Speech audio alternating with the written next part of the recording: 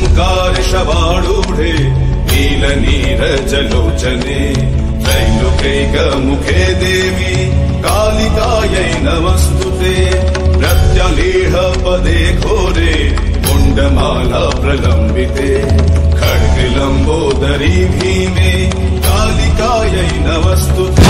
नमस्कार, सुस्वागतम नतून एकटी भिडियोते। आजके आपनारा देखते चलेछेन एरली ग्रामे धर्मराज पूजार बाबार मुखोश खेला बा मुखोश नाचानो। बाबार किन्तु एखाने धरे नाचानो हय। कथित आछे यदि धरे ना नाचानो हय ताहले देखते पाच्छेन बाঁ हाते जे फुल आछे पद्म फुल सेटी पड़े गेले रणांगिनी रूप धारण करते पारे। এবছর 16 থেকে 17 পাক ঘুরেছে।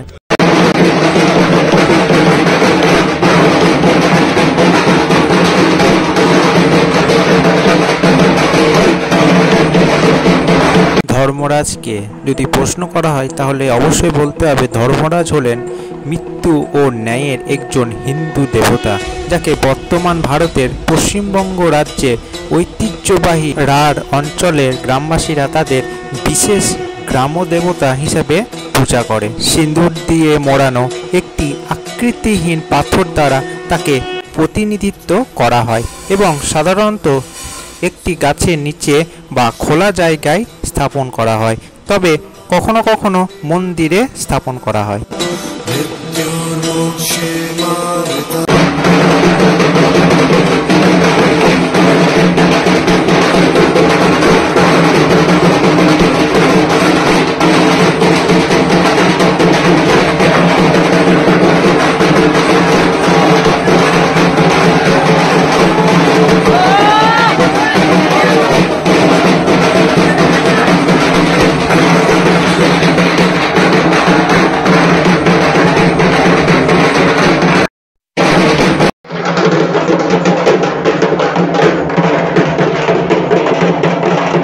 ধর্মরাজের পূজা হয় বৈশাখ, জ্যৈষ্ঠ এবং আষাঢ় মাসে পূর্ণিমার দিন এবং কখনো কখনো ভাদ্র মাসের শেষ দিনে এই পূজা করা হয়। ধর্মরাজের উপাসক প্রধানত রাউড়ি, বাগদি, হাঁড়ি, ডোম ইত্যাদি বর্ণের দ্বারা পূজা করা হয়।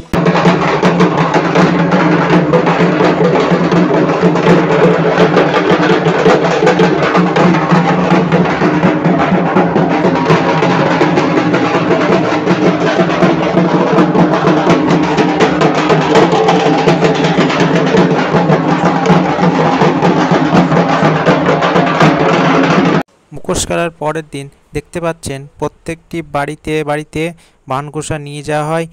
এরলিতে নিয়ম হচ্ছে যার যা পাড়ার ভাগ করা আছে তারা কিন্তু সকালবেলায় আসবেন এবং যার যা সামর্থ্য চাল, মুড়ি, টাকা দিয়ে সাহায্য করবেন। একজন ঢোলক থাকবে, দেখতে পাচ্ছেন ভক্তরা এসছে।